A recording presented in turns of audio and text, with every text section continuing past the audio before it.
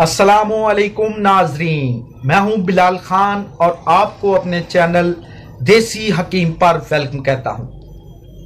नए आने वाले दोस्तों से मेरी एक आजाना अपील है कि मेरे चैनल देसी हकीम को सब्सक्राइब करते हुए घंटी की अलामत को प्रेस कर दें ताकि मालूमात से भरपूर वीडियोस आप तक जल्द पहुंच सके। आज की वीडियो मेरे उन भाई दोस्तों के लिए है जिनको शुगर या ब्लड प्रेशर का मसला रहता है।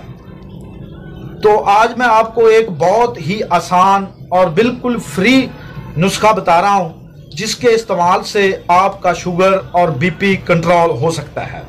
तो आपने करना क्या है कि बेरी के पत्तों को आपने उतार के ले आना है, उनको आपने खुश्क कर लेना है। खुश्क करने के बाद उनको बारीक पीस कर पाउडर बना लेना है और उनको किसी बर्तन में या किसी चीज में महफूज करके रख लेना है। जब भी आपका बीपी या शुगर लो हो या तेज हो, आपने क्या करना है कि 2 कप पानी लेना है, उसमें 1 चम्मच इन बेरी के पत्तों के पाउडर का डाल लेना है और फिर उसको इतना पकाना है कि वो 1 कप रह जाए।